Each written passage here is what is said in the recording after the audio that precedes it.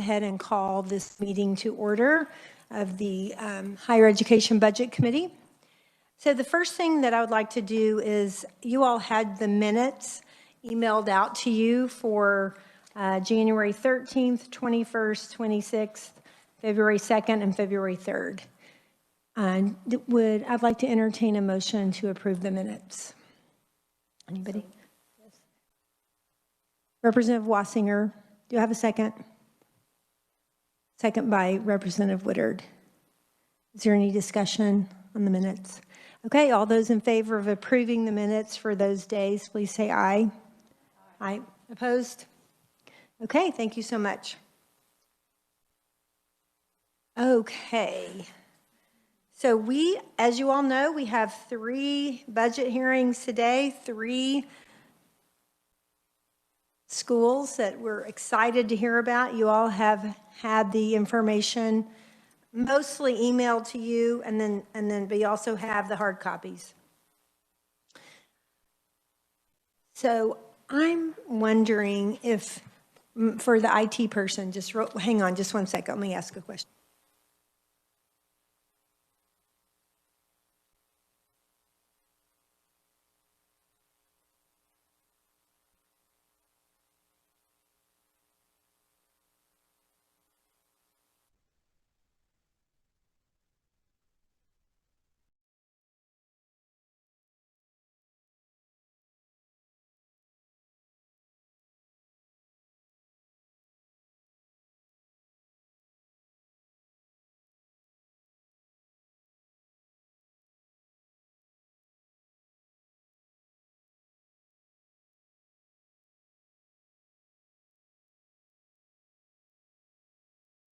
Okay, this might make it easier for you all to do it this way. So, okay.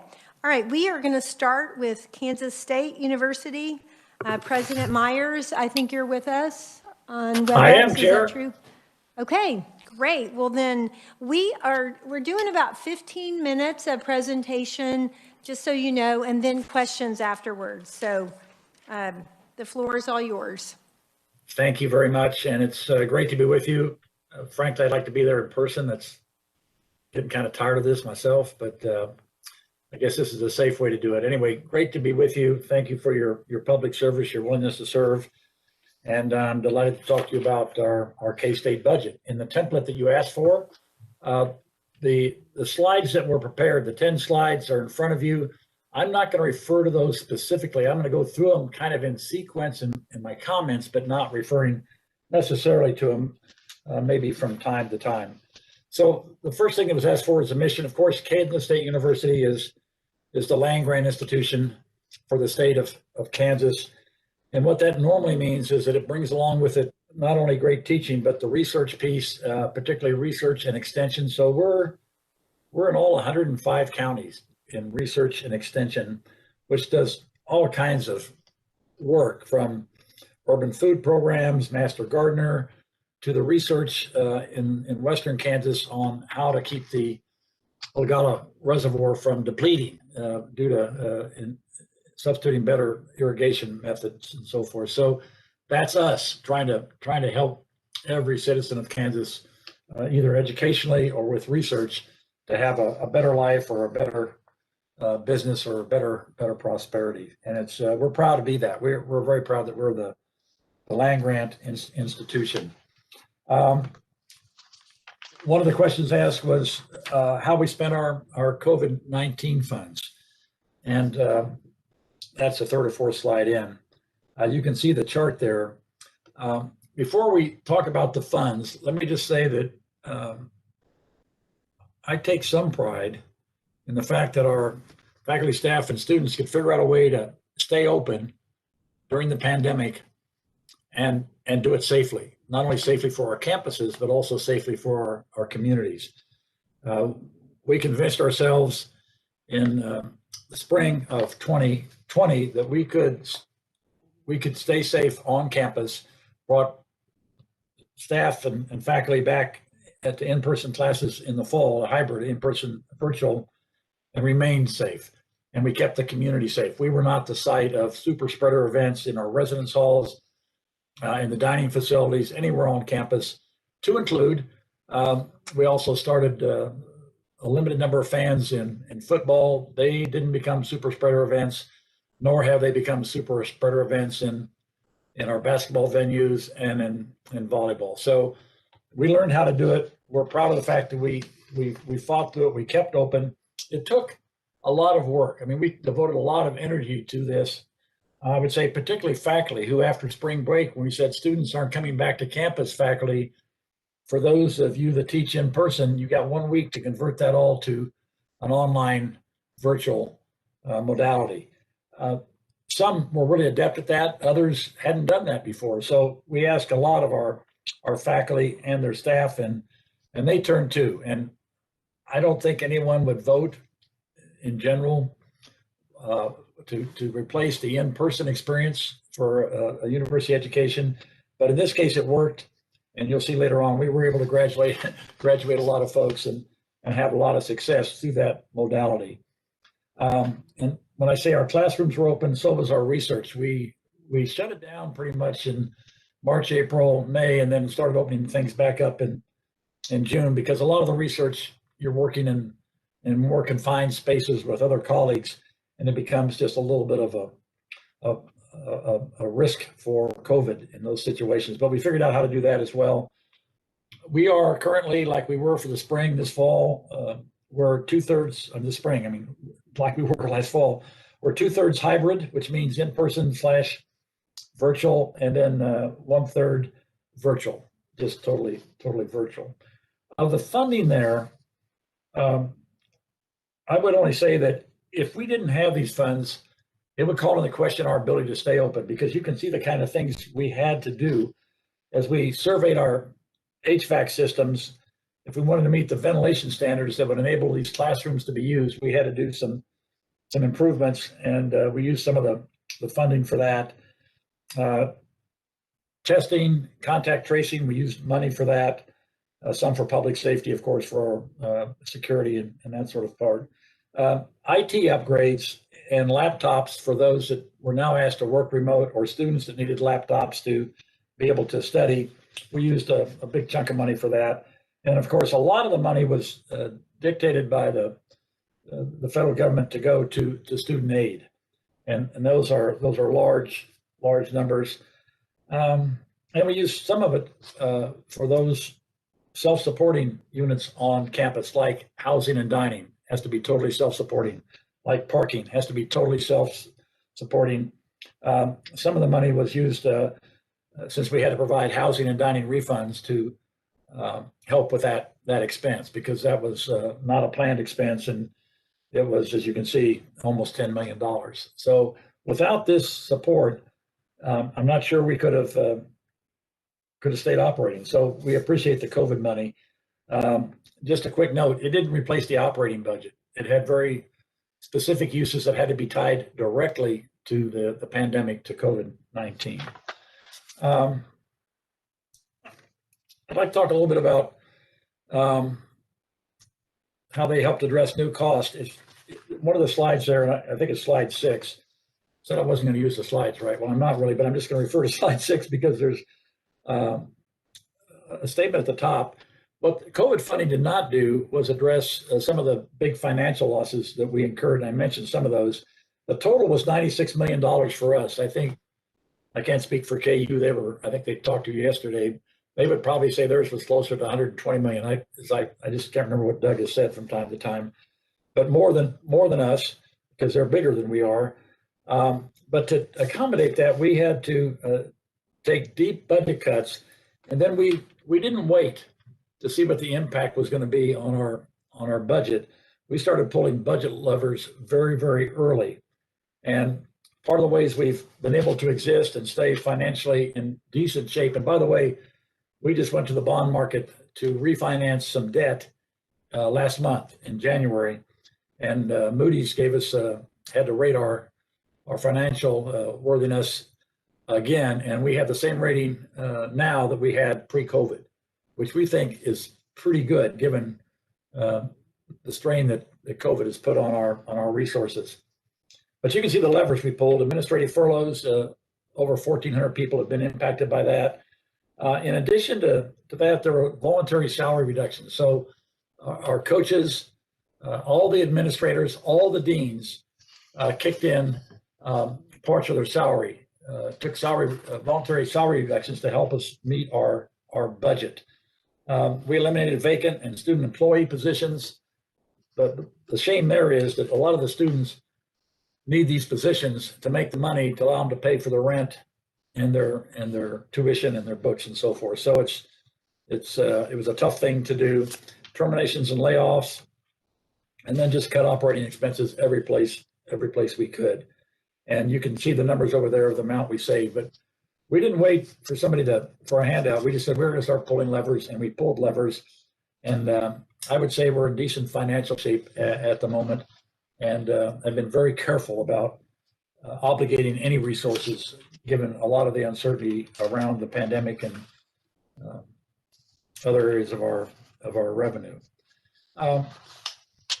If we look at history of success on page 8, there's a number of degrees we conferred in 2019, 2020, so over 5,600.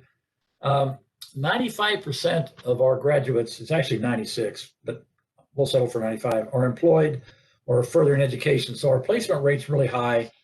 52% are employed in Kansas. That number jumps to 70% if you include the Kansas City metro area. So 70% of our graduates stay in Kansas or the Kansas City metro area. The next number, 200 million in extramural funding, that's for research. That's what we bring in from all our research grants. A very small number of those are here locally in the state of Kansas, some from industry around the nation, a lot of federal grant money in that. And that money is used for research that then can improve the lives of Kansans, improve the economy in Kansas as we let our great research faculty do the kind of discovery and innovation that needs to be done to keep the economy moving. We've also been able to attract and advance Kansas companies. So private capital investments of over $100 million to bring businesses into not only the Manhattan area, but the Raleigh County area and this area in general. And we're on track by FY22 to create 1,000 jobs. You can see the average salaries are all pretty high paying jobs. That includes, we're including in that number the 300 jobs that will come to NBAF, and those will be the ones that are in the science, the scientists and the researchers that will come into the National Bio-Agri-Defense Facility, which will fully open next year. If you haven't been in this area for a long time, there is now a huge $1.25 billion building sitting right next to our veterinary college on the north part of campus, and that's the National Bio-Agri-Defense Facility. And I assume some of you had something to do when we all linked arms and fought to have that in Kansas. That's having a national laboratory in your backyard is a huge thing. It should be really, really good for Kansas. It was a former Speaker of the House that said when we were awarded that by the federal government, said this means more to Kansas than the railroad. I don't know if that's right. That's the quote. It may not be right, but it means a lot. It's a huge thing. And like I said, they're already hiring. They've been hiring for some time now, and that'll really speed up this year as they get ready to fully open and be operational next year. So they're on track. They've really pretty much stayed on track. And the landscaping's done, so I know they're getting close to opening the doors, because when they put in the sod, you know it's getting pretty much ready for action. Another reason it's important, and on the next slide 9, you can see how we've leveraged our expertise in food, animal health, and biosecurity to address COVID-19 related challenges. We've got five pieces of our intellectual property have been licensed to vaccine and therapeutic development in private laboratories or public company laboratories. And one of those is going on to the next stage. So at the beginning, since viruses come from animals, or zoonotic by nature, we were already doing SARS/COVID research, not specifically COVID-19, but we could pivot in the same technologies that would help with COVID generally, and animals could help with COVID-19. And that's why we've had this great success here with with these licensed technologies being taken up by industry. We've done a lot of COVID research in our Biosecurity Research Institute, also known as Pat Roberts Hall, around food processing and transmission modeling of this disease. One of the first ones, maybe you read about it, one of the questions from the national community was, can you transmit COVID-19 through mosquitoes? Well, we have an insectary in the Biosecurity Research Institute, and we have experts with mosquitoes, and they did the experiment of the 5 largest species of mosquitoes. The answer is no. That is, it processes through if the virus processes through the mosquito, it doesn't get to the point where it can be retransmitted by that mosquito. We do the same thing with cats and dogs and all these other questions that come up. Well, we can jump on that pretty quickly. We have the resources and the laboratory ability to do that. We have formed some great partnerships with Manhattan and the Chamber to do lots of good things for K-State. This question came up in the Senate hearing. Well, how much is the city helping you with your budget issues? If you're familiar with Kansas State, the north part of campus is defined by what is called as Kimball Avenue, which started out as a county road. It's now a 4-lane undivided road that has a fairly significant accident rate. And in addition, that's where all the new businesses and where our office park and things are going in. It's right near the National Bioagro Defense Facility. So we have to put the infrastructure in that will then be attractive to those companies that want to relocate here and be part of that operation. Not all of them are going to relocate here. A lot of them are happy in Olathe, Lenexa, Topeka, Wichita, lots of other places. But for those who want to come here, we have to have the infrastructure for them. And the city's putting in tens of millions of dollars to help us with that, what we call our North Campus Corridor infrastructure plan. And it's about halfway done. If you were to drive up there today, you'd see lots of construction. There are more phases to do, and we're still looking for money for some of those phases, but it's a share between the university and the city has been a particularly good partner on that. As we think about the future, I think it's pretty well recognized, and the data pretty well shows that the R1 universities, all universities, but particularly the R1 universities, KU and K-State, are really drivers of the economy, can drive the economy if we do our work right. And so we're developing aggressive plans around our expertise in global food and biosecurity science to not only advance our mission, but try to create new investment opportunities and increase jobs. You saw some of those numbers earlier. And the goal from all this is by 2030, 3,000 direct jobs, 3 billion direct investment. That's a large part of that is the investment in NBAF by the federal government, and oh, by the way, by the state of Kansas, which put money in there as part of the deal to get NBAF to move to Kansas. So we think we are a good engine. We want to continue this. We're working with the Board of Regents right now and their new strategic plan to make sure that the pillar around economic development is robust and that we play more than our role if we can in that economic development. That's why we exist. We want to produce talent that feeds current companies and talent that attracts companies that aren't here to start their businesses in the state of Kansas. So that's my presentation, and standing by for questions. Yeah, perfect, General. But I also would like to say, is there anything you'd like to say about ESARP or the veterinary school? Since you're doing some extra not line items, but extra agencies, I wonder if there's anything you want to say about that. You can have a few extra minutes. Well, thank you, Chair. Yes. First of all, our veterinary college consistently gets ranked in the top 5 in the country. I think there's 36 in the country. Wayne Wyandotte up in the top 5. The Veterinary Diagnostic Lab has played a big role in COVID, not just for K-State, not just for this region of the 4 surrounding counties, but for the state in doing testing and test analysis, and then deeper analysis on the different DNA strains of the new mutations of the virus. This is a treasure. The VDL is a treasure for the state. And so, yeah, they're part of the cut we came in with.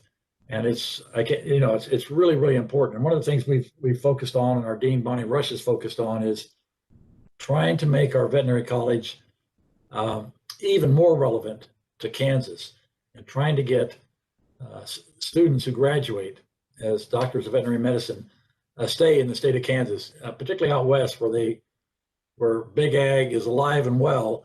They need really good veterinarians, and trying to get people to go to a rural area to practice that medicine when they could go to a place that's surrounded by apartment buildings and lots of little dogs and cats and make lots of money is sometimes a hard sell. The state's helped there. There's been incentives from the state. We appreciate that. But I think that's a very important piece of our Kansas culture, is to have veterinarians to take care of our ag industry here, along with our pets, of course.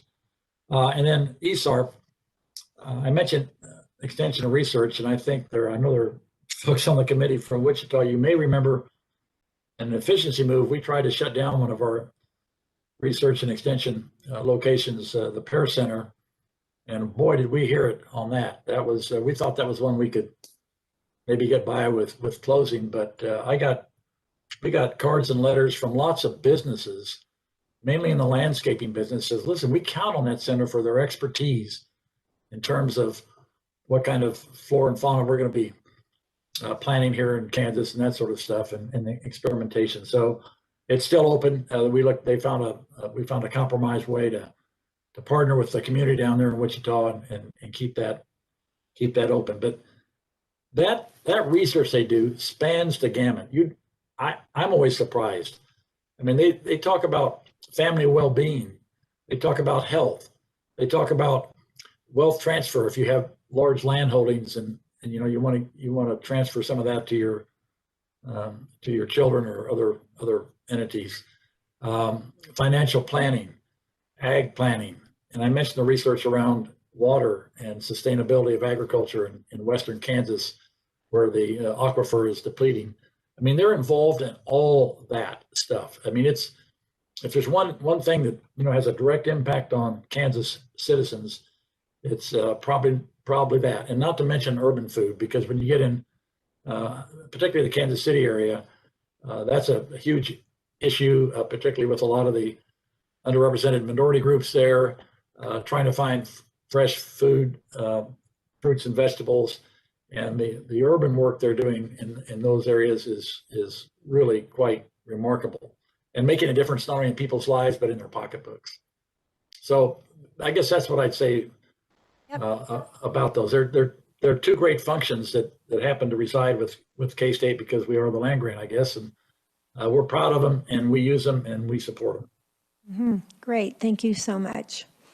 Okay, committee, I probably should have mentioned to you, but in our book that we got yesterday, the K-State's on page 817. I don't know if that's helpful for you all, if you'd like to look at it. I'm sorry I didn't mention that to you sooner. But let's go ahead with questions. Representative Emick's. Thank you, Madam Chair. Excuse me, General Mart. Just a question. As somebody that's been involved with bioscience in Lawrence, question, there was a lot of talk, I don't know, 10, 15, 20 years ago about the expansion of food and animal sciences along the I-70 corridor. Yes. Do we have projects going along or going together with K-State and KU and, heaven forbid, the University of Missouri? Well, yes, and we one of the things I've learned when I got to this job is that given where the state budget is for higher education, given where other revenue sources have been, that we got to partner, and if we partner, we can do lots of great work. So we have several partnerships. That I-70 corridor, the whole notion of that animal corridor is still alive and well, and I think we're only going to see that continue to grow, particularly with NBAF now sort of anchoring the western piece of that. But yes, we do. And we've got some, we have one issue on one data that is a big research project about using animal and human health data that would speed along the development of drugs and so forth. That is a brainchild of a couple of professors. I think one of them is actually at UMKC and one was here, and that's been handed off to somebody else there. He moved back to North Carolina. Now we have somebody else working that, but that would include KU too, because they got the human health side of it.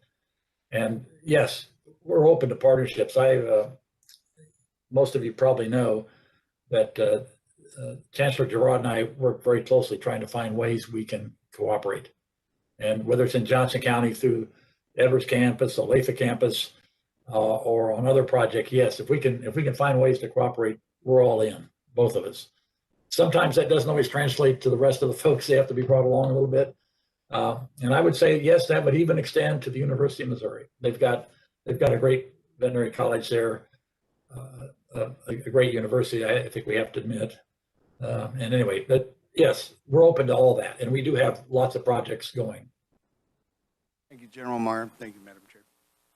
I'll just say that the recent one we're working on, it might not sound too glamorous, but we've gotten some new direction from the federal government about security around our research enterprises. And it's one of the places where K-State and KU are sort of leading that charge, and Wichita State is part of that. The research universities, we have to develop some processes to make sure we're not letting our research slip away from us into the wrong hands. And so it's a new level of compliance and regulatory things that we have to live to. And so we're really working with the other research universities. I mean, those relationships are very, very close, and we're sharing best practices, and where there aren't any, we develop them together, because we're going to implement this together for the state of Kansas. Okay, committee, other questions? Did you say yes or no? Representative Wassinger. Thank you for being here, General Myers. We really appreciate it. I have a few questions, and you probably were warned about some of my questions. I know it looks like the higher education institutions are getting a cut, but the governor is suggesting about $10.3 million that she wants to give to the Kansas Board of Regents for the universities. And so I'm just wondering how you believe you're going to get part of that from the Kansas Board of Regents, because I'm hearing a few different stories, and see how that works. And I have a couple other questions, if you don't mind, Madam Chair. Thank you. Sure. Well, thank you, Representative Wassinger. We have a call with President Flanders, president of the board, and there's usually one of the regents on there as well, and then all the presidents and CEOs of the universities. And as far as I know, that's still to be determined, how and if that would be distributed. It wouldn't make up for the cut in any case. It's not the same level. It'd be nice, of course, but there's lots of theories out there, and probably like you, I've heard a few. I don't know what it's going to be. I just got to say, I do not know at this point what the decision will be on that. That'll be my assumption will be up to the Board of Regents, and they'll probably put out a call to the universities. How would you like to see this done? But so far, the discussions have been informal. Okay, I suggest you stay on top of that. Well, we're gonna, like everything else, we try very hard. Yeah. Okay, and then one of my other questions is, I noticed that enrollment keeps declining, yet you still need more money for things. How are you adapting to having less enrollment? And you've said a little bit about it. Are you thinking about closing some programs, things like that, sir? So, yeah, great question. So, costs go up independent of enrollment in many cases. So I just talked about some compliance and regulatory things we're going to have to come up with to satisfy the federal government around research. That'll have some cost. I don't expect it to be major. and we'll handle that, inside our budget. But Title IX rules we got from the last administration required us to essentially set up on campus a courtroom and hearing officials and all that sort of thing. It's not a courtroom, but it's a way to hear Title IX complaints around sexual assaults and so forth. Very specific. There's cost to that. So I guess my point is costs go up independent of where enrollment is. The other thing I would say is, one of the things I'd say is that, some programs are more expensive than others. So grad students are up, and those are some of the most expensive programs we have. In Health and Human Services, we put in 2 health programs that we have not done before. One is a Physician's Assistance Program. Sorry for that, frog in the throat. A PA program. And the reason we put the PA program is that PAs tend to go to places where, medical doctors might not want to go, some of the rural areas, to be that bridge between citizens and hospital healthcare. And PAs can be great in that. So we're starting a PA school with all the labs and programs they have. That's expensive. We're partnering with Wichita State to start a nursing school that will take advantage of the Wichita State faculty, so we can increase the number of nurses for Kansas, where we're behind. Any of the studies will show that we do not have enough nurses to satisfy the needs. Engineering is expanding in size as well. So not all enrollments are down there. It's not just enrollment is down. It's where it's down. So engineering, those programs cost more than your average program.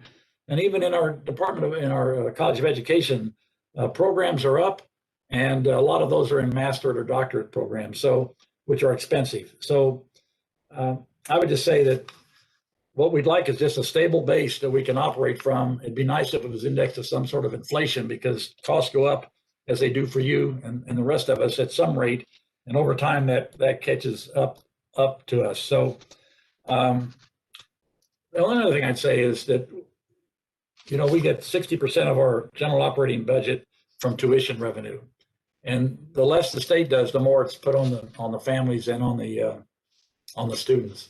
And we have a lot of first generation students in the state of Kansas, and a lot of them come to K-State. And our obligation is to make sure they are successful, and they often need financial aid. They certainly need really good advising, academic tutoring, all those sorts of things to make them successful.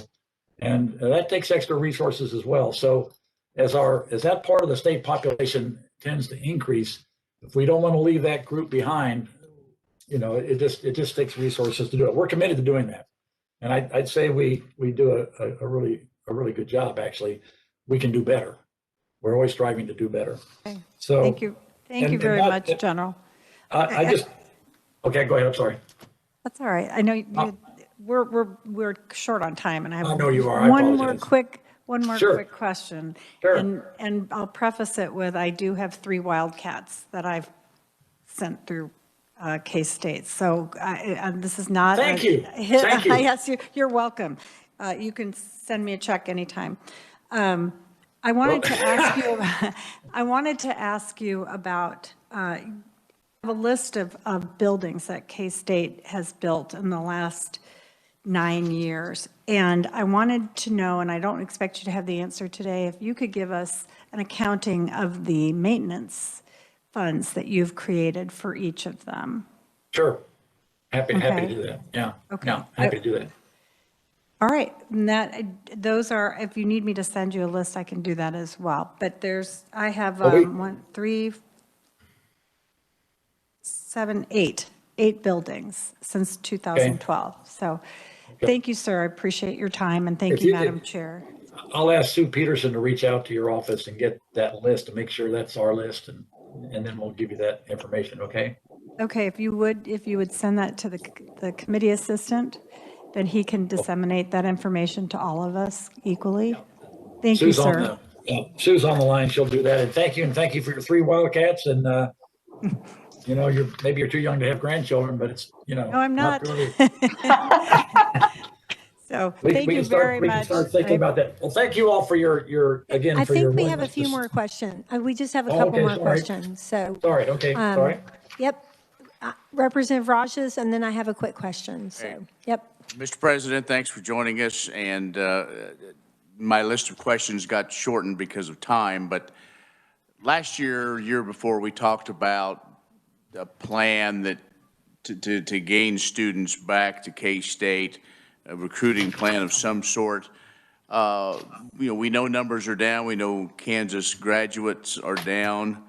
That and COVID, I mean, what's the plan moving forward? Okay, so just to level set everybody, the proclivity of Kansas high school graduates to go on to higher education in the state of Kansas has been down roughly 14% over the last 7 or 8 years. That was our biggest market. We recruit 80% of our students from Kansas. We're going to have to change that a little bit, go for more out-of-state students if we want to increase our enrollment. And we got to double down on these Kansas students, find out why they aren't going on to higher education. But so we have a plan in place. We've got it funded from STF funds, from tuition funds, and from very generous donors, matter of fact, that help us jumpstart this. So in the spring of 21, the spring we're in, we have more new freshmen than we had in the spring of 20. We have more transfers in the spring of 21 than we did in the spring of 20. Graduate school credit hours are up 2.5% in this spring over spring of 20. Applications, graduate and undergraduate, are up 3.9%, and admits up 6% at this time. Now, admits doesn't mean they're coming. That just means they've been admitted. So we don't know what kind of yield we're going to get at this point. Certainly, COVID has been a big factor on why we haven't been able to kind of move this number up, and that's true for all the universities and across. It's true across the country. Just very quick. That's fine. Yeah. Very quickly, an update on K-State Polytech in Celina.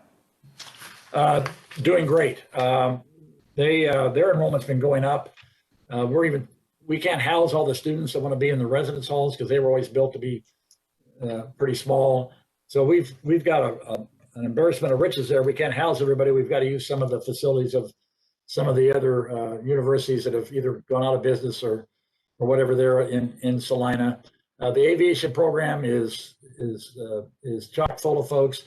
There's one where we've been able to do that, having people sitting side by side in a cockpit, talking to each other, and not transmitting COVID. So we took very aggressive steps with that cadre of instructors and student pilots, and got through that, again, knocking on wood here, without a big COVID event. So it's doing great, and there's more great news to come. We're working with the community of Celina to continue to push ahead. We have some pretty ambitious plans that we would like some help, not only from the university but from the city. So we're pressing ahead. Thank you, President Meyer. Thank you, Madam Chair. Thank you, Representative Yes. Rogers. Okay, and then just quickly, I think these are quick questions. You said that you have 45 positions that were terminated or laid off. Are any of those faculty? I'll have to check on that. We'll get that back to you. Okay, and then I thought I heard you say that programs are up. And I'm just curious with, I know some other universities are cutting programs that don't seem to be as popular. So is that something you all are doing too? I think I just got an answer on faculty that does not include any faculty of the terminations and layoffs. We are looking thank you. at our programs. We're doing a major program review. We do this routinely. It's part of the academic routine that we have to do. Programs are not up. If I said that, I said we're adding a couple of programs in health and so forth, but when you take into account the programs we've deleted, I don't think programs are up. We always have to make sure that our curriculum is attractive to students and to employers and to economic development and to the needs of society. So we'll always do that.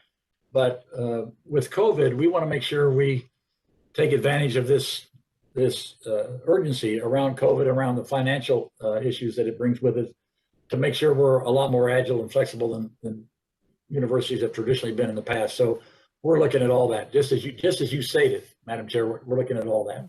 Absolutely. Okay, thank you. Thank you for being with us. I think you would be happy if you could see how many purple ties and purple pieces of clothing I see in this room, so Well, there's a variety, but yeah. I'm just proud of all our Kansas educational Yeah. institutions, how we all handled COVID, the work we do for the state. I mean, this is all about Kansas in the end. It's Kansas State's great. I got that. KU's great. Wichita, Fort, Emporia State. I see Allison Garrett there. This is about what's best for Kansas and trying to make Kansas such a well-educated citizenry that we attract people from all over the country that want to move here, come here, work here. And that's what I'm about. And I thank you for your help in that. Thank you. And we'll look forward to hearing from Sue about the question that Representative Wassinger had. But we appreciate your time. Thank you for coming. Thank you for your time. Thank you. And now we will welcome to our committee President Allison Garrett from Emporia State. Thank you, Madam Chair, and thank you to all of you for your service to the state of Kansas. Could I interrupt you just real quick? Committee, that's on page 815 for your information. Okay, I'm sorry. It'll give them something to look at as you're speaking. So, okay. Thank you. No, I appreciate that. And I may forget to tell you when to turn the page. But thank you to all of you for serving the state of Kansas. Wanted to mention just one thing very quickly. I have kind of an unusual background, and you've seen that from several of the college presidents, but I moved into public higher ed after spending some time in private higher ed, but also spent a long time in the corporate world before I moved into higher education.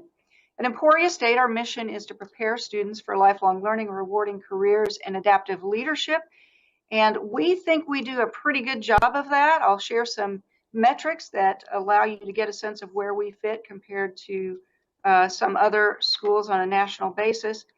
But the thing that I am here to talk with you today about and to advocate for is stable funding for Emporia State.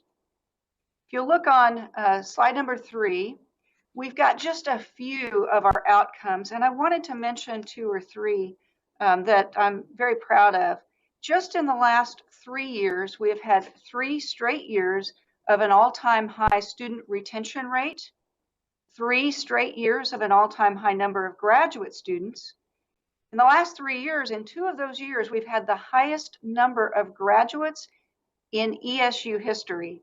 And we've had great career placement rate for the last several years as well. 2020 will likely be a bit down from that, but we've had very, very strong placement.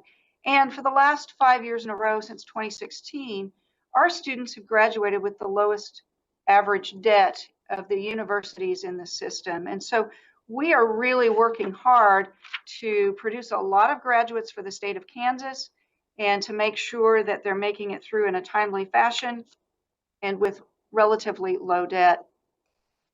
You know, I think there's a tendency sometimes to think about higher education as an expense rather than an investment.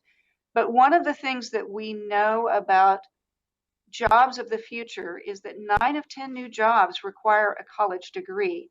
And, you know, if I were sitting in your chairs, I might be thinking about the fact that those with college degrees will be making more money over time, and therefore paying higher taxes.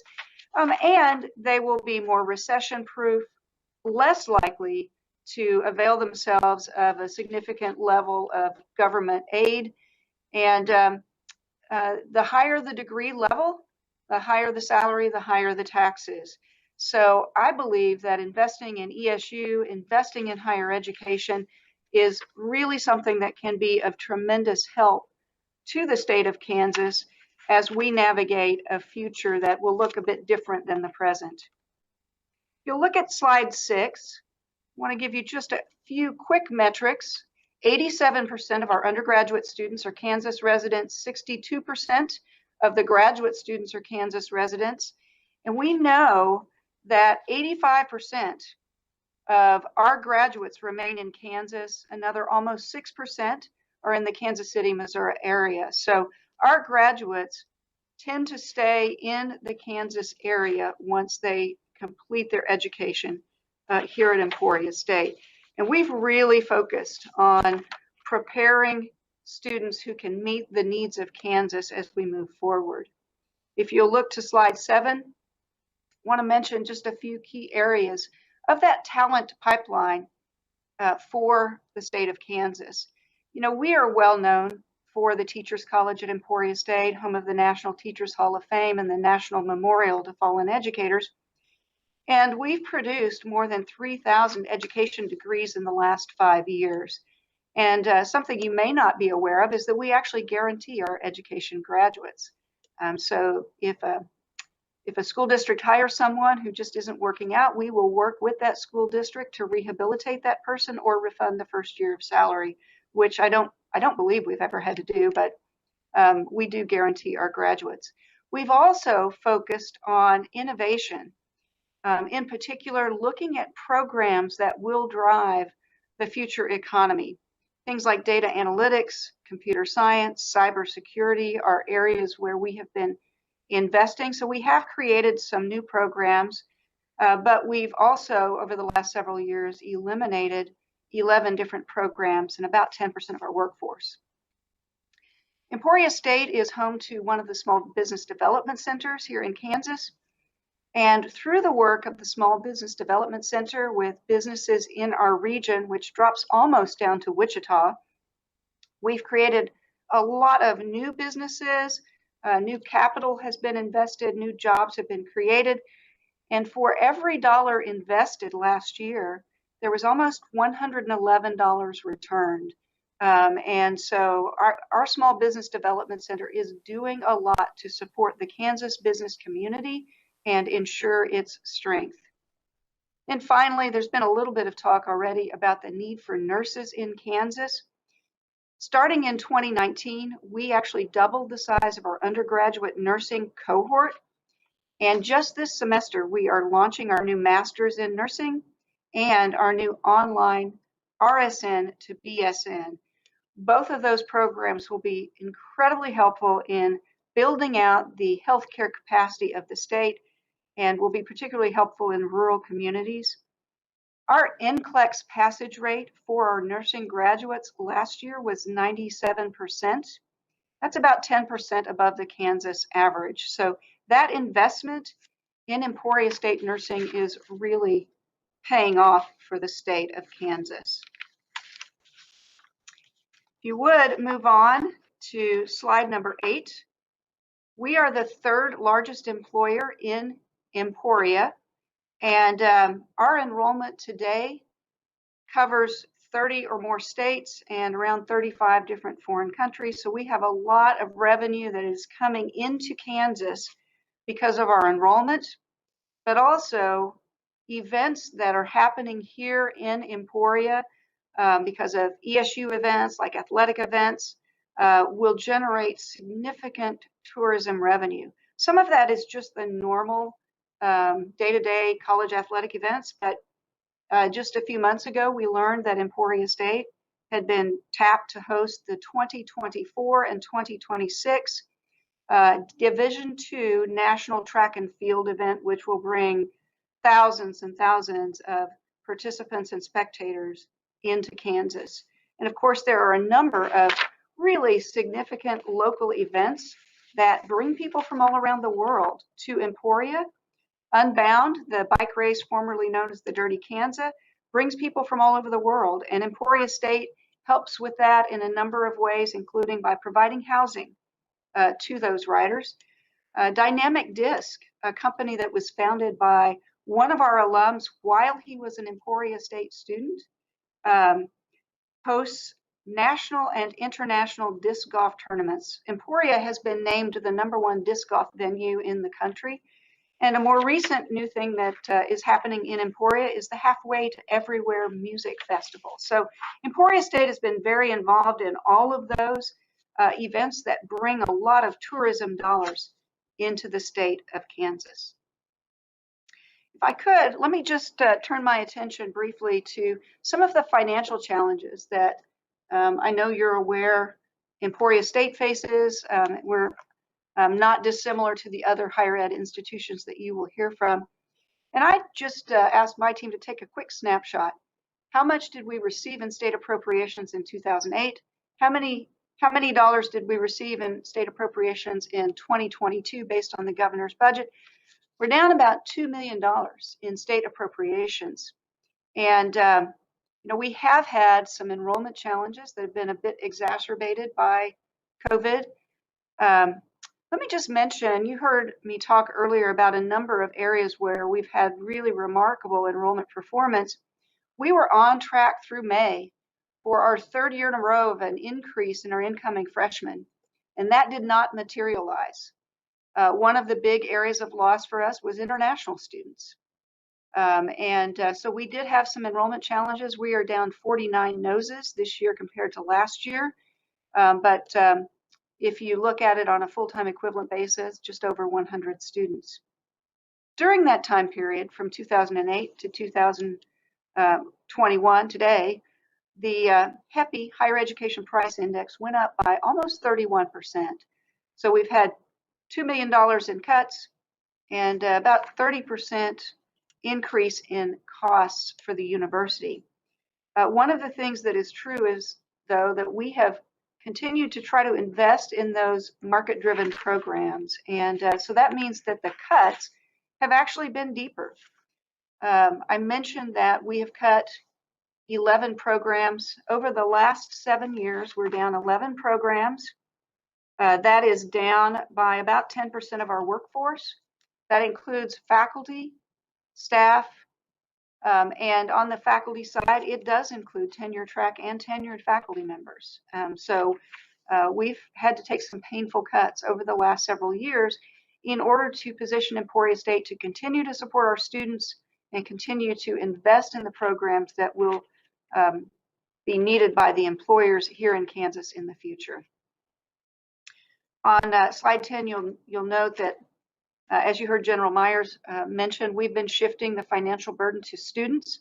I just want to say one thing really quick. It's slide 9 on our slides, just so y'all know in case you're okay. we're 1 page off. So it took me a minute to catch on, but okay. Thank you for saying that. I appreciate that. So if you look at the slide labeled Impacts of Financial Challenges, we have been shifting some of that financial burden to our students over the last several years. As I mentioned, we've cut a lot of jobs. We will be cutting additional jobs in the coming year. And COVID has been significant for us, not only in the increased cost of operation, but in loss of revenue. One other thing I wanted to mention, though, with respect to the financial challenges is that the Board of Regents selects for each institution a group of peers. And when we look at our peer institutions, there's 10 of them. We are the second lowest cost of attendance when you look at tuition. And those 10 institutions are from several different states. And so we believe that we're continuing to offer great value for Kansans in pursuing their dreams of achieving a degree in higher education.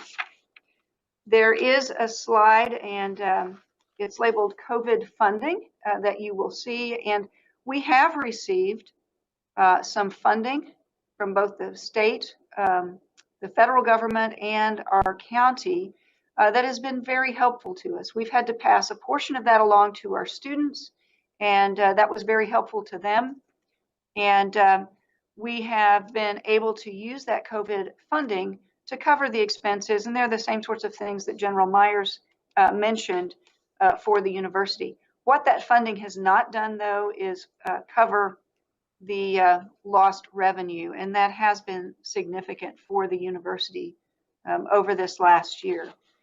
If I could, let me move on to the next slide, which is about how we steward the funds that are provided by the state for Emporia State. I mentioned that we've eliminated a number of programs and positions, but we continue to identify and add those programs that are based on market demand. About a year and a half ago, the Chancellor and the General and I did a tour of chambers of commerce in the central part of Kansas and listened to employers tell us what they need. And one of the things we heard very loudly from them is, you're not producing enough graduates for us. And here are some of the types of programs you need. And they tend to be in those higher cost, technology-driven programs. But at Emporia State, we have invested in those new programs over the last couple of years. We continue to improve the way we deliver programs. So we try to be very nimble and pay attention to what the student demand is. So at the graduate level, where we've had 3 years in a row of record numbers of graduate students, we've taken an approach that is very market driven.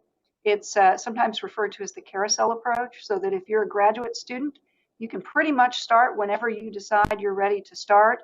You don't have to wait till August or till January to make a start in a graduate program. And the courses are shorter programs, so you're taking maybe just 1 or 2 programs or courses at a time, but they tend to just be about 7 weeks in length. And those are programs that very much appeal to working adults, which is where we're finding tremendous growth at the graduate level. Just mention a couple of other things. We have redesigned a lot of different processes to be more efficient, leaner. As we cut that 10% of our workforce over the last several years, we really had to focus on how we would handle day-to-day operations here at the university and still deliver the kinds of support that our students need. Just reminding you again about some of the metrics that we've had over the last few years. And I would be delighted to stand for any questions you may have. All right, thank you so much, committee. Representative Riley. Yes, thanks. Thank you, Madam Chair. And that was a great presentation. We just appreciate all of you bringing this information to us. I asked this question last week, and now that you folks are on board here and giving us presentations, I think this would be a good time to review my question, and that is, I asked the community colleges this question, now I'm asking this question of higher education, and that is, can you give me a very specific way or manner that you are financing your sports programs and your athletes through your scholarships? Is that totally funded through outside scholarships? Is that coming out of tuition that could be given to current students? And the equipment they use, all the trainers that they use, all the scholarship things that they use? Can you give me an idea of where all that money is coming from? Sure. Thank you very much. I certainly will do my best. We actually have a number of different sources of money that help fund our athletics department. They do receive an operating budget from the university, though it's relatively small. Additionally, they do a lot of fundraising for annual operational money. As you correctly guessed, they have athletic scholarships that are funded, but they also have athletic scholarships that are not funded. And so the university is essentially footing the bill for that, but that is enormously helpful to us. As you may know, you can do scholarships in a couple of different ways. You can have a funded scholarship, but you could also have a scholarship that's called a scholarship, but is really just a discount. And that is also a way that the university's athletics efforts are funded. Emporia State does receive a little bit of licensure revenue, though it's very small compared to what the D1 programs in the state would receive. And I think whether we've got anything else that would be significant. Gate receipts, just the ticket sales. And, Emporia State has, among Division II schools, among the better basketball attendance, and so that's helpful for us. We only fund at ESU 3 sports up to the full Division II scholarship limit, and all other sports are funded at levels below that. And I don't know about my peers, but I think that might be true of some of my peers as well. Thank you. They got me a lot closer to what I was looking for. I guess my challenge is when you bring in folks from California, New York, Florida for your sports program, when there are secondary level good sports athletes in Kansas that those scholarships could be going to. So I guess that's my challenge. Thank you. Yeah, so I think that's a good observation. The way that the equivalencies are calculated, a Kansas student is a less expensive student than an out-of-state student. Okay, thank you. All right. Committee, Representative Wassinger. Oh. Representative Woodard, and then Wassinger. Thank you, Madam Chair. Thank you, President Garrett, for your testimony. It's great to see you again. My question has to do, I'm looking at slide 13 with your statement about the investment in the future of Kansas through consistent, reliable funding that considers annual inflation. Obviously, the budget that's been proposed, given the realities, is neither consistent with funding that you have been receiving, and certainly doesn't include a consideration for inflation. So paint a picture for the committee of what the next year might look like for your institution if we're not able to make any sort of enhancement to the budget as currently proposed. Well, as you can imagine, when we face budget challenges, as we do, both because of this significant cut, which for us will be over 1.8 million, we did have, as noted, an enrollment decline, largely, I think, attributable to COVID because we had started the climb back up in enrollment. And we've lost a lot of revenue because of COVID. And so we're bringing to bear many of the same things One of the things that we are working on is developing our plan for cuts over this next year to 2 year period of time. It will mean additional cuts of headcount. And as I've already noted, we've cut 10% of our people over the last 7 years. Likely it will mean additional program cuts. We are getting ready here in the next couple of weeks to roll out an early retirement incentive that we hope will be helpful. And we'll be doing operational cuts to operational budgets that are already incredibly thin. We're looking at some of the bigger pots of money, things like travel. We have some areas of campus where travel will continue to happen. Our admissions counselors will continue to travel, our advancement officers will continue to travel, and our athletics teams will continue to travel. But for the rest of us, university funded travel will be significantly reduced.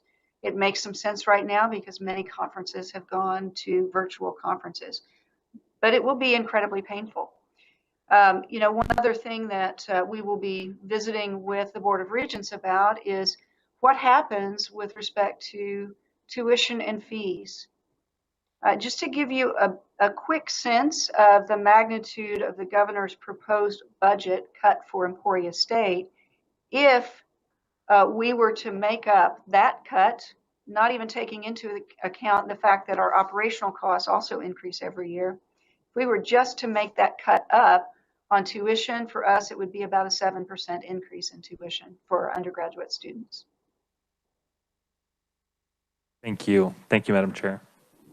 Representative Wassinger. Thank you, Dr. Garrett. I really appreciate it. I like the COVID hair. It looks, I just had to mention that. That's very inappropriate for this setting, but I thought, well, that's a good choice there. I have to voice my concern to you and everyone else is that I believe that Kansas universities have a lot of duplication of services and therefore have a lot of cannibalization of students throughout the state. And so my concern when we talk about budget cuts, program cuts, are you looking into those issues in order to see what programs you can actually cut that you're duplicating?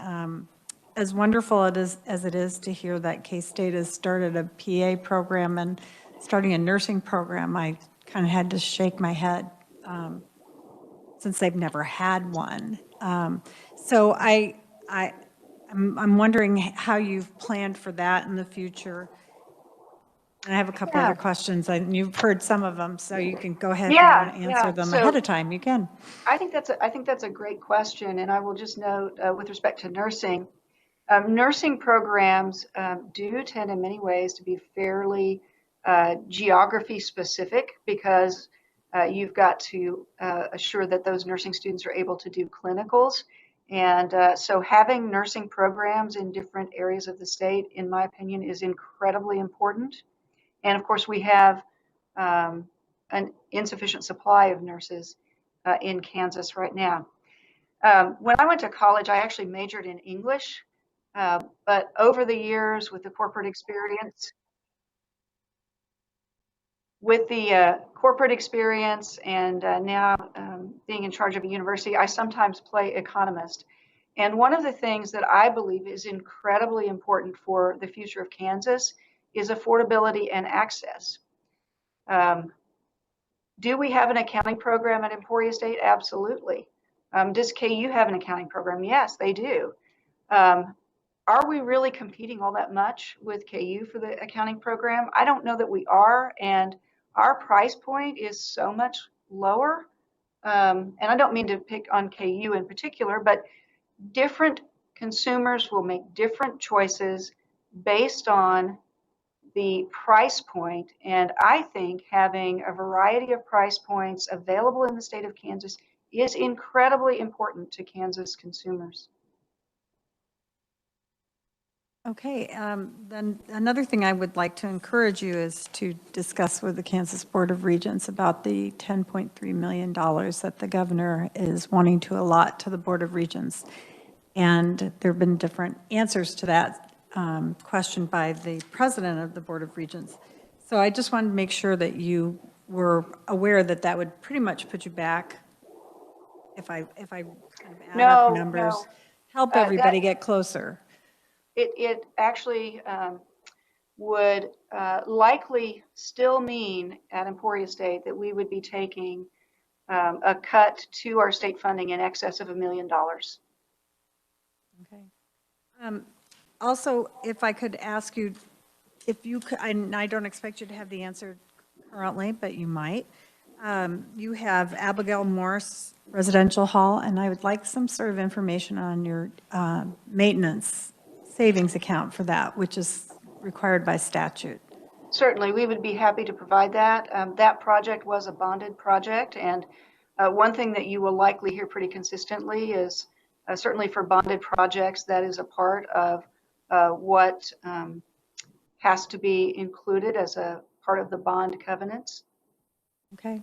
I appreciate your answers. It's nice to see you. Thank you. Madam Thank Chair. you. And then last question, Representative Fairchild. Thank you, Madam Chair. I don't have the papers in front of me right now. What was the percentage cut that the governor was recommending for Emporia State for this year, for this next year? 5.3% of our state funding. Okay, so then my question is, if it's a 5.3% cut, I'm wondering why it would need to be a 7% increase in tuition instead of, say a 5.3% increase in tuition and then just, keep all your other costs the same. Yeah. Well, let me first note that our other costs can't remain the same. And I'll give you just two quick examples of that. One is that our benefits costs, let's assume that our head count of employees stayed equal, which it hasn't been and it won't. It will be continuing to decline. But our benefit costs increase pretty significantly every year. That's something that ESU doesn't have any control over. Our software licensure costs, we don't have a lot of control over either. Let me take just a second. And, I mentioned that I majored in English, but I sometimes play economist. And Emporia State has a pretty easy budget to think about because it's about 100 million. And we kind of have three big pools of funding or revenue. One is state funding. The other is our tuition revenue. And then the other is kind of everything else, which would be grants, funding from our foundation. We've got fees coming in. And so it's sort of a three-legged stool. And the one thing that we have that's a knob that we can turn is the tuition knob. So when state funding goes down, or when maybe an easier example is our cost of operation go up. Let's say operational costs went up by 2%, just because that's the CPI or HEPI for a particular year. With tuition being about a third of our revenue coming in, we would have to raise tuition by about 6% if everything else just stayed level in order to stay level. And so hopefully that's helpful to you in sort of understanding higher education, because it's a business sort of, but it has differences when compared to other businesses that you might be exposed to regularly. Was that helpful to you? Okay, yep. Okay, I think we'll move on, but thank you, President, for being here. We really appreciate Certainly. it, and thanks for answering the questions. Sure, we'll Certainly. be in touch. Okay. Okay, thank you. Okay, we will now move on to Wichita State with the interim president, Mumba. Am I saying that right? Muma. What is, excuse me? It's Muma. Muma. Muma. Muma. Okay. Well, thank you for being here. We really appreciate it. And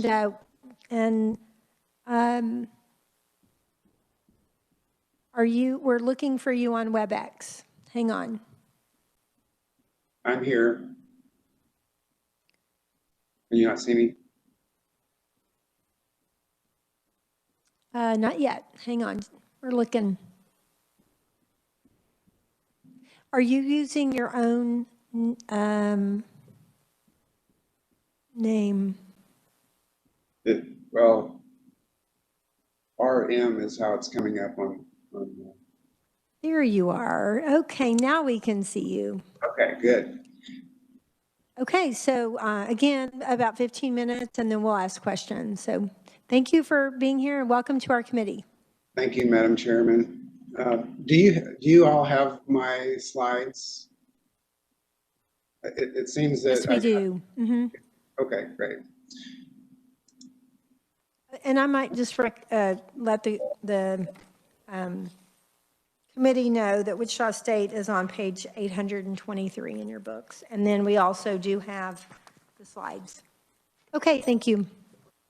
All right, so thank you. It's nice to be here today to meet with you, and thank you for everything that you're doing to help support our state. As you may know, WSU aspires to be one of the nation's most innovative urban public research universities, and we do this by promoting free expression of thought and debate of ideas where all of our views are thoughtfully considered, and which is one of the main reasons why I'm here today presenting to discuss where we are as a university and hear your thoughts and help further shape our plans to help meet the needs of the state.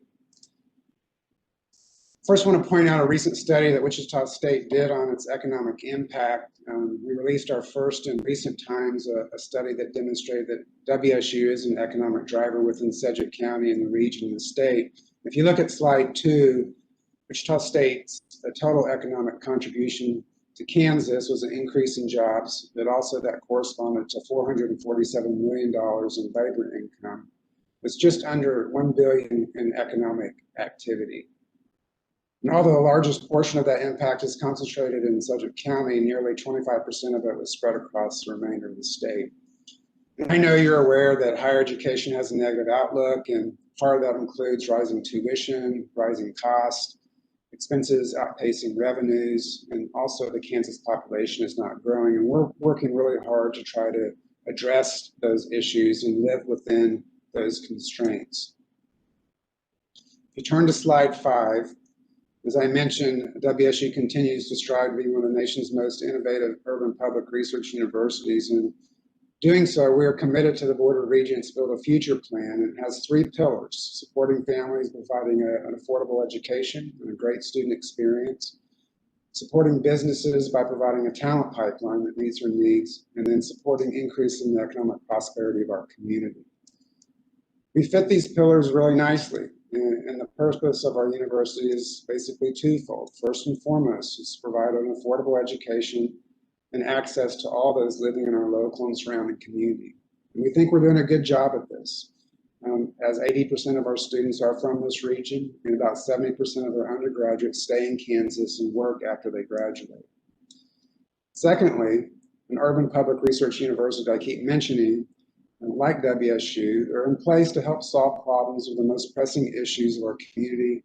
For example, problems facing local industry, not-for-profit agencies, and so forth.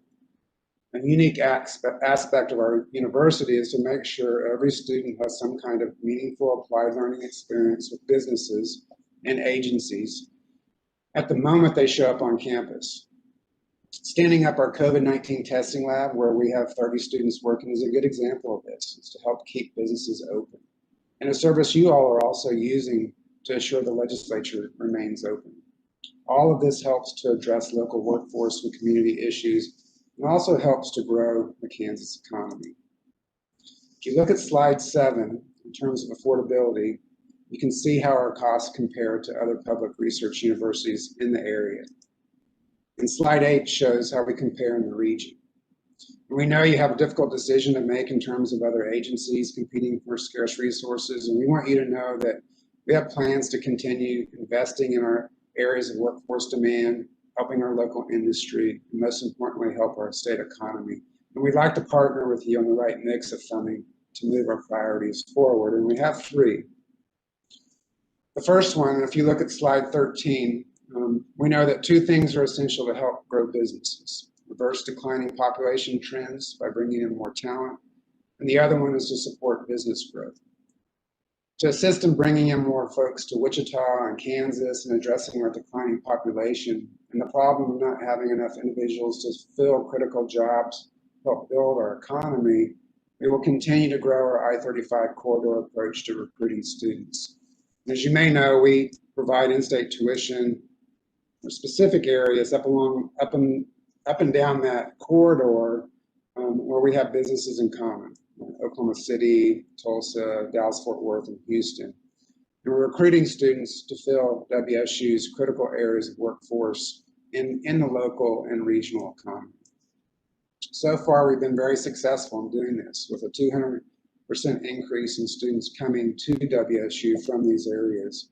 Almost 1,000 annually now, and that's been over the last 5 years. And if you look at that slide, you'll see that for years, only a couple hundred students were coming from that area. And as I mentioned earlier, 70% of our WSU undergraduates who graduate, they stay in Kansas. This I-35 growth is on top of our steady increases in enrollment over the past 5 years.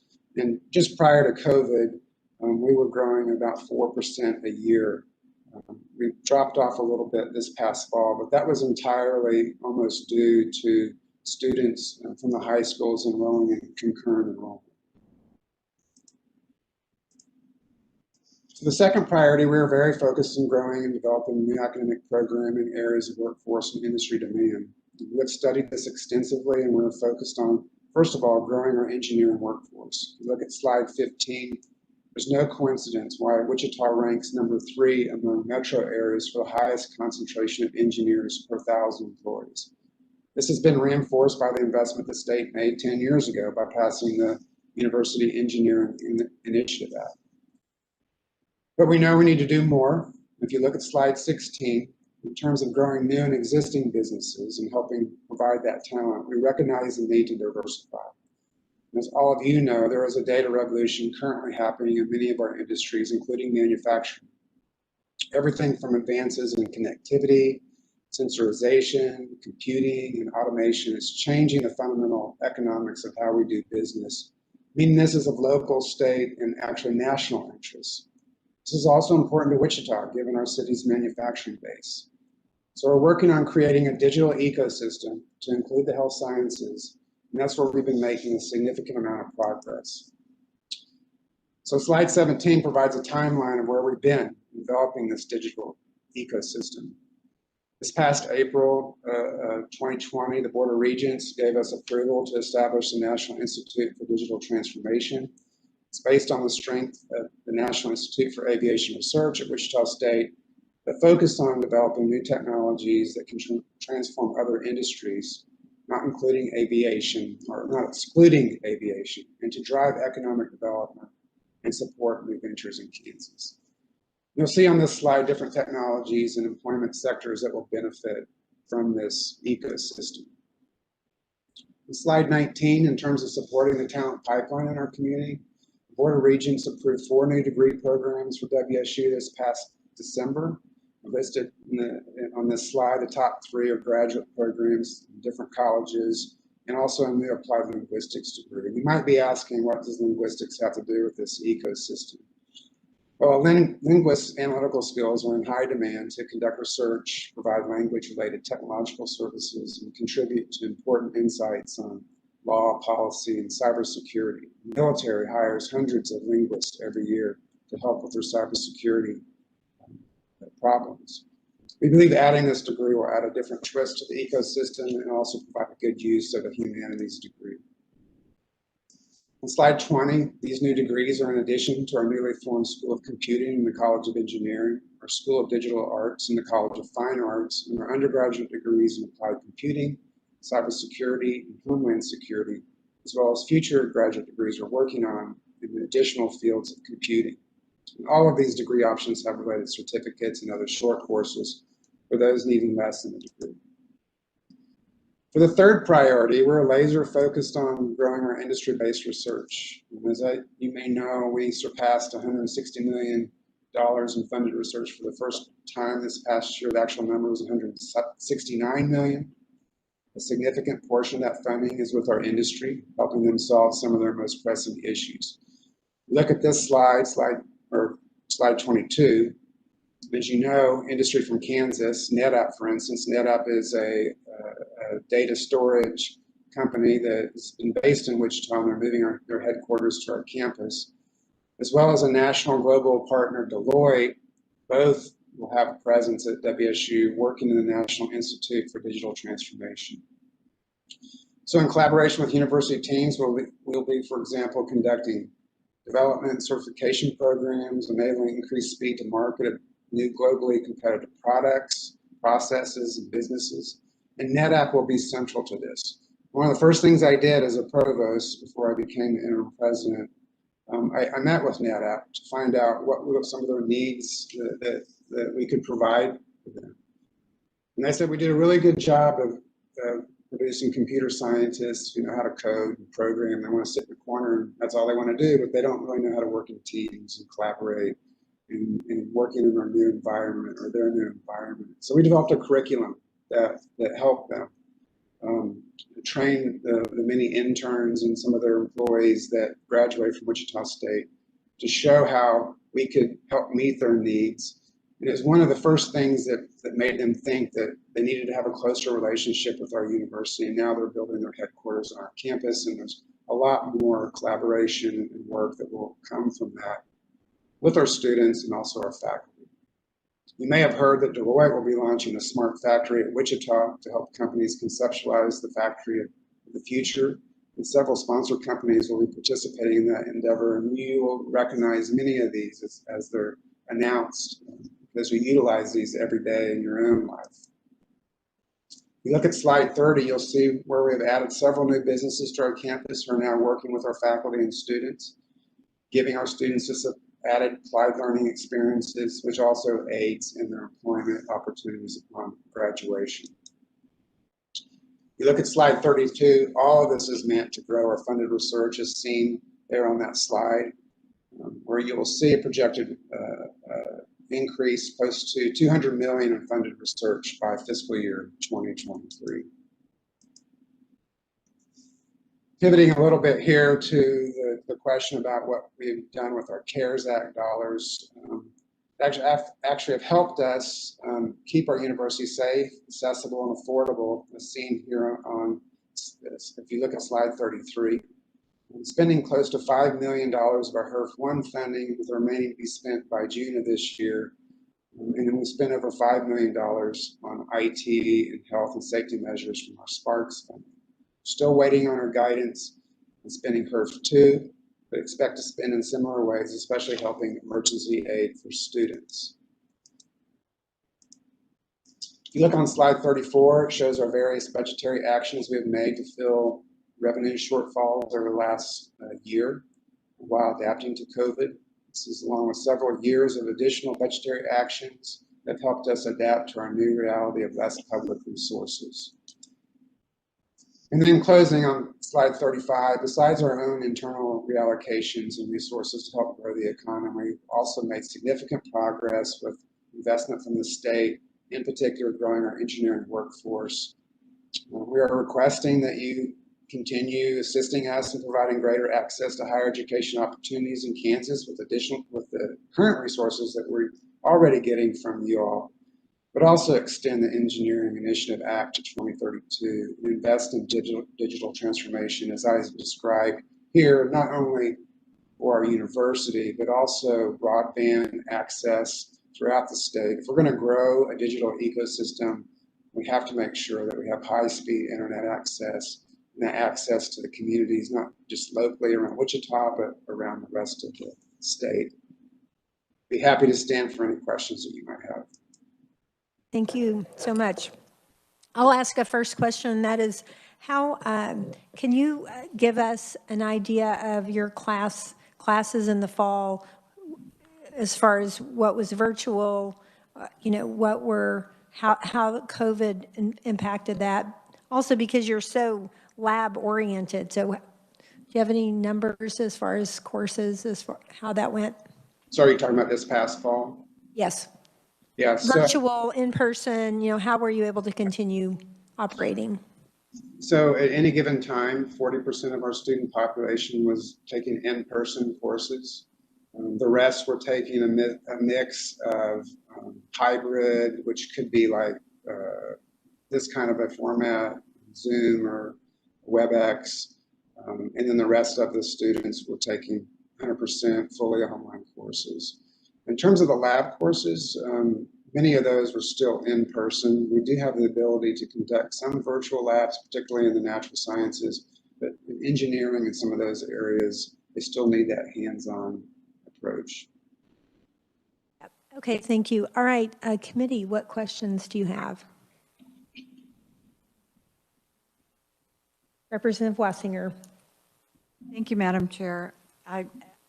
Thank you for being here, Mr. President. I appreciate it. I have some questions that I've given to the other schools. First, I want you to keep your eye on the $10.3 million that's being given to the Board of Regents to use for the universities. I want to make sure that it goes to the universities. So I would encourage you to look at that. And then I also wanted to ask you if you have, and you might not have the answer right now, if you could provide us with the information of the maintenance funds that you've set up for, you're going to set up, because I noticed you're having a lot of new projects. So you have one that was just done in the past year. I want to make sure that that had an educational maintenance fund. And I'm a little concerned because I think a lot of schools have just used fees from students, parking fees, things like that. And I think that's somewhat inadequate, and I should have added that before to handle extended maintenance for buildings. So that would be maybe something down the road. I also wanted to say it's hard to continue to raise the university's monies, particularly when we're in problems with COVID and our income in the state, when enrollments continue to decline at most of the universities. And how do you want to address the decline in enrollment? Yeah, good question. Well, Wichita State really hasn't had a decline in enrollment. Actually, we've been growing for the last 5 years. We developed a strategic enrollment management plan back in 2016. And so our freshman class is growing. Different segments of our population are growing overall.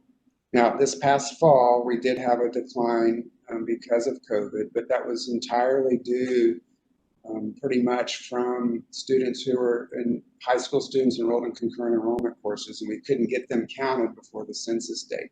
We ultimately got them enrolled, but it's not reflected in our data. So as I mentioned too, this approach that we're using up and down the I-35 corridor, that really is the main reason why we're growing. and that will continue. We know already for our fall applications that we're up 6% in our applications, completed applications that are for students coming in this fall. We actually saw a bump at the end of the fall semester, and we were really thinking the reason why that was the case is because the vaccine news was coming out. People were feeling a little bit more confident. And parents are feeling more confident about sending their students to school. So I'm feeling pretty good about our enrollment, and it's one of the things that I've been doing before I was interim president. My role as provost is focused on growing enrollment at the university. So we don't actually, this past fall, although we had that decline in concurrent enrollment, we actually had increase in revenues that we weren't expecting for the university. Okay, thank you very much. I wonder if you would provide us with some of the last 10 years of enrollment figures, increase, decrease, and how you've adapted to each of them. I would appreciate that. Okay. Thank you, and thanks for being here. Thank you, Madam Chair. Committee, any other questions? Anybody? I'll ask, since I've already asked this question of others, since you've added some new programs, how many programs have you discontinued?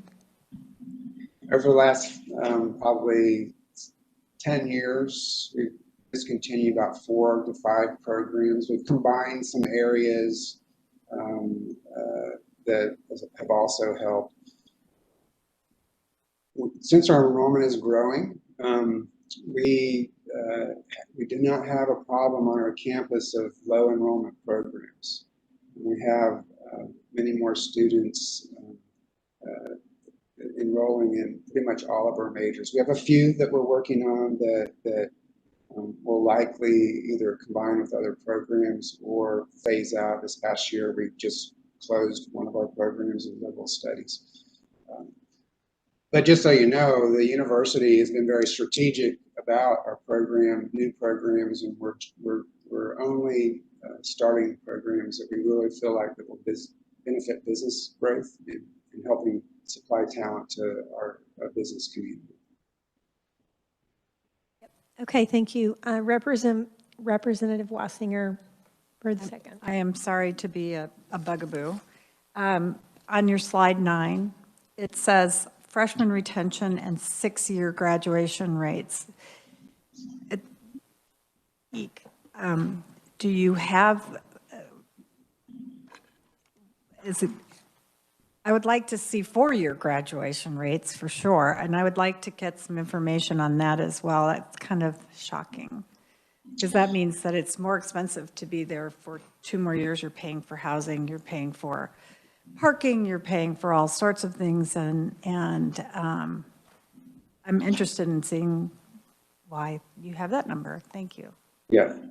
Do you want me to comment on it now, or do you just want the information? Yeah, no, go ahead, please. So what you're seeing there on that slide is hovering between 40 and 50% 6-year graduation rate. That's after years of a 6-year graduation rate being in the 40%, 30%. So actually we're making a lot of progress, and we've spent the last several years improving that.